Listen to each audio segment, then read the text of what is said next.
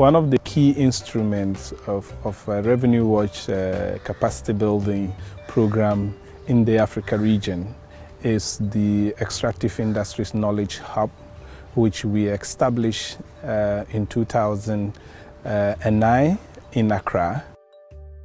The extractive sector is very key to the development of sub-Saharan African countries from Revenue Watch's perspective, because most of these countries, not only are they endowed in precious metals, they also have large deposits of oil and gas. And over the last 10 years, actually the new discoveries in oil and gas reserves have come from most of these countries. For example, Ghana, Uganda, Tanzania, Liberia, and Sierra Leone coming up.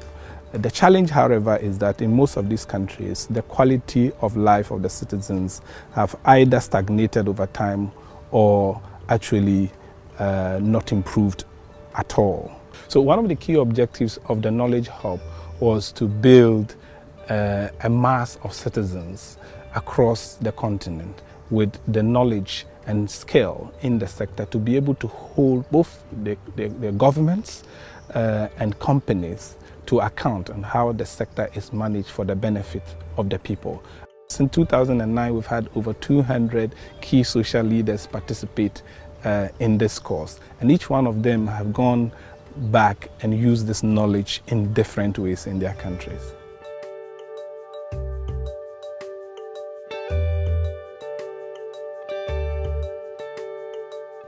I'm Senator Bosenga Milton Finlay, President Pro Tempore of the Liberian Senate, and I am the head administrator of the Liberian Senate. Oil and gas is a whole new area for us, and we needed to understand what this oil and gas sector is all about.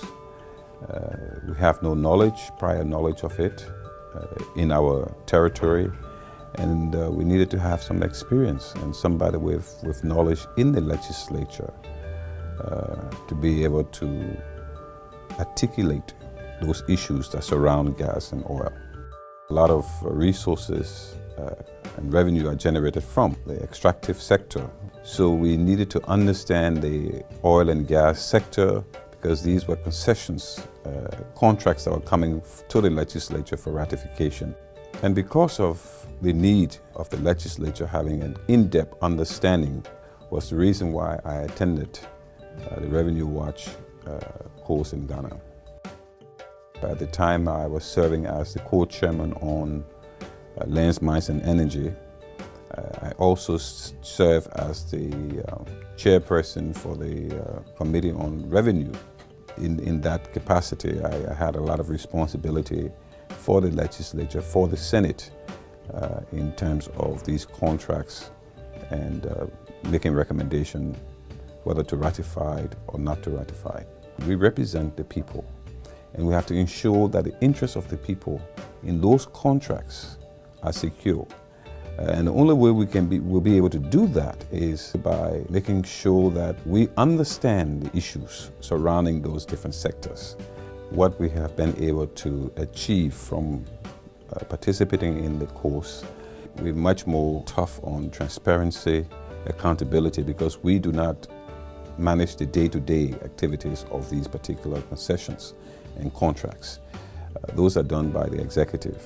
They monitor, they evaluate. We have oversight responsibility over those entities and agencies that manage the day-to-day operations of these sectors. And we've been able to use the experience to be able to ask the relevant questions in terms of how these companies are operating, whether they are paying what they're supposed to be paying in terms of revenue, in terms of royalty, in terms of taxes, and if they are providing the necessary training for Liberians also under their concession agreement. Those are issues that we were able to pick up, and we are applying those issues today in most of the concession agreement. There's a better understanding of that particular sector. Whereas if you look at the earlier contracts that we did, you will see the differences in those earlier contracts versus those contracts that we have been able to ratify over the last 2 or 3 years.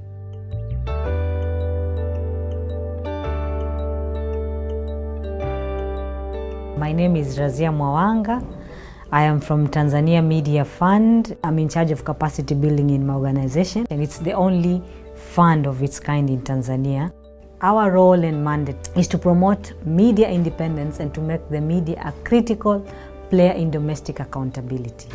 We want to teach journalists to be professional journalists, people who can be called upon to articulate issues as experts, and we teach them to be fishers of stories, and we mentor them so that they can go and do in-depth research, do analysis, and write things that will promote domestic accountability and change the lives of the way Tanzanians look at different issues.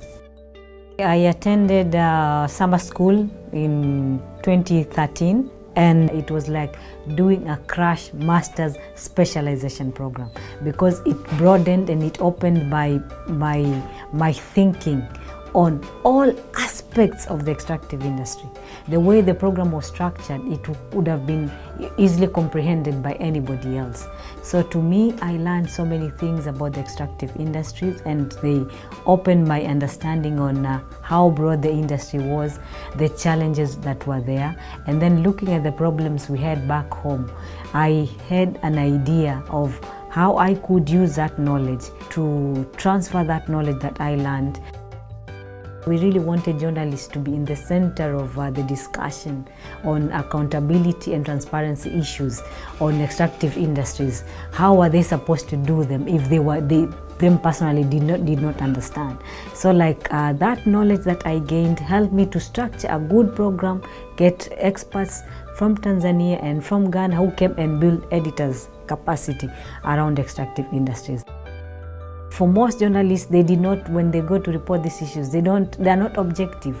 They just see one side, and because these mining companies are not accessible, so they write whatever they want. So that was the challenge, understanding the industry, how it is, what are the challenges, what are the opportunities. So that was a great challenge. We only knew from one side. So going to this summer school opened my perspective to ask even questions I never thought we could ask. So based on this experience, it has shaped the way we have structured our fellowship program. Our program has become more structured. We are creating a pool of experts in Tanzania who will be building our journalist capacity on extractive industries. We are also trying to build a pool of specialized expert journalists who are going to work on extractive issues.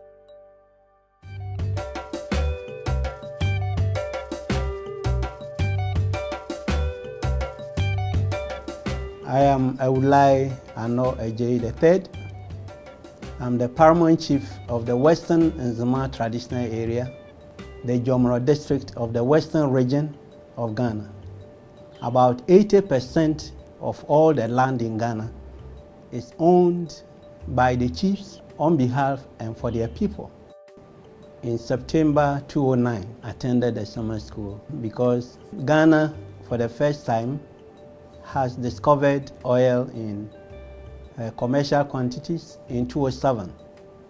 And my area being very close to the Jubilee field, it became compelling that I know something in depth about what hydrocarbon exploration and development is all about, and to have a knowledge base on the legal regimes that govern the extractive industry. And traditional authorities, people expect them, to be able to liaise with government to ensure that the environment is not destroyed just because hydrocarbons or minerals are being exploited. One of the key challenges is the enclave which has been created for the oil exploitation, because to some extent a fisherman will not be able to go to a certain area for fishing, and this is affecting their fish landing and therefore affecting their livelihood. When we met today, a lot of the people were raising concerns about their livelihood situation, and so we continue to advocate, we continue to network, but much has not been achieved. That is why I have put in place again a platform for coastal communities that is dealing with some of these issues at the community level. And this NGO is owned by the people along the coastal belt. And I think this is an innovation different from the NGOs that come to the coastal belt, discuss issues, go, and they don't come back. This one is a community-based, approach, and I think this is also part of the knowledge I acquired. I have also been able to organize workshops for some of the chiefs and people, because I find that we need to mobilize the people to understand, the issues of the oil and to be able to help us address them, not to just have a lonely voice. All the things that you taught us relating to oil has been helping me to help contribute to the drafting of most of the legal regimes during seminars and workshops that were held in Takoradi. In fact, the Revenue Management Act, the Local Content Bill, all these have some of our inputs, and we were able to make that because of the summer school that we attended and other courses that followed up.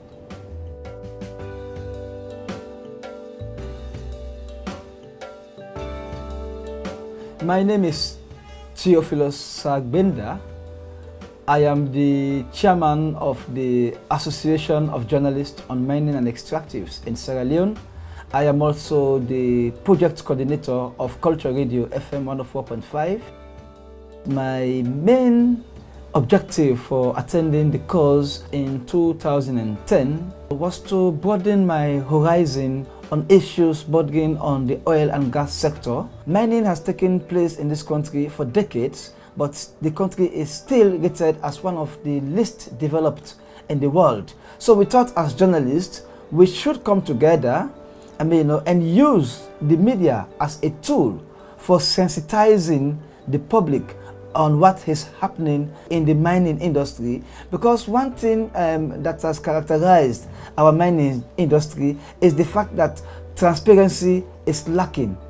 The knowledge gained from the summer school in Ghana has helped me personally in my work and has also enhanced the capacity of my organization. We decided to form the Association of Journalists on Mining and Extractives because we wanted to respond to the need to add our voices to campaign for just mining. We are 45 in number and we are spread all over the country. In everywhere where mining is taking place, we have our members there. After the training, we have produced a couple of reports, including one which focused mainly on the oil and gas sector. We did a thorough examination of the governance structures in place. We passed the petroleum bill in the House of Parliament with a certificate of emergency, which means parliamentarians were not able to discuss the content of the bill, and they were also not opportune to take the bill to their constituents. So for me, that is worrying. And so this report tried to expose all those things. This is the very first independent report any organization has published in this country. And I tell you, the knowledge we gained from that particular training in Ghana helped us so greatly in putting down some of these materials. We do so many things. We produce quarterly magazines containing all our findings. We also do lots and lots of radio programs to react to happenings in the mining sector, and also we train our colleague journalists. As a result of our work, we have been able to impress on the government to ensure a change in the governance structure of our natural resources. Initially, everything was in the hands of the Ministry of Mineral Resources, with the Minister and the Director of Mines having the biggest say. They determine what happens. But now what happened? As a result of our intervention, you have the National Minerals Agency, which has a semi-autonomous authority over its operations. They are like the professional wing. And initially that was lacking.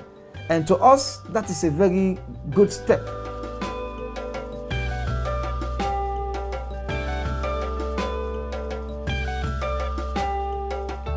My names are Amani Mustafa Muhinda. I am the Executive Director of Haki Madini. It's a local organization which works around small-scale mining, community rights, environmental issues, and other socio-economic issues around that. We are based in Arusha, Tanzania. I attended summer school in Accra, Ghana in 2010. It came at a time when I had already engaged in the mining sector for almost 10 years. I am a lawyer by training and background, and that means I had stronger bias on human rights issues. But that means I missed a lot of other issues, economic and technical argument around the sector. So it reached a time where I felt, I need to develop a little bit of my own skill. The knowledge that I got from the training, I've been able to apply it at organization level, because I feel like I'm indebted to my colleagues. They need to grow, because everybody looks at me as an example, and people think everyone within the organization should be the same.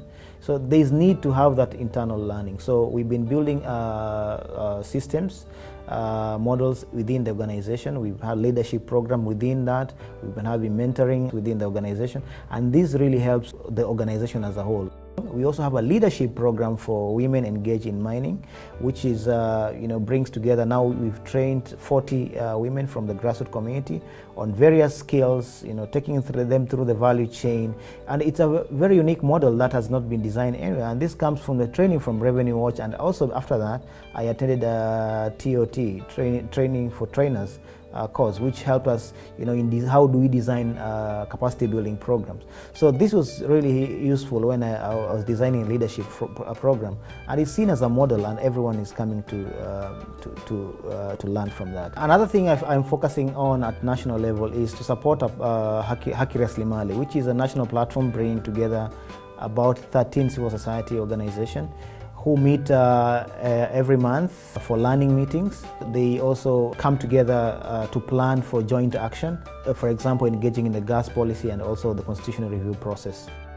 For me, the summer school has really changed my life from a mere grassroots mobilizing agent to a national level civil society actor. I've moved from being a critic to being part of the solution, but also it has opened opportunity for me to engage in consultancies and public speaking across the globe.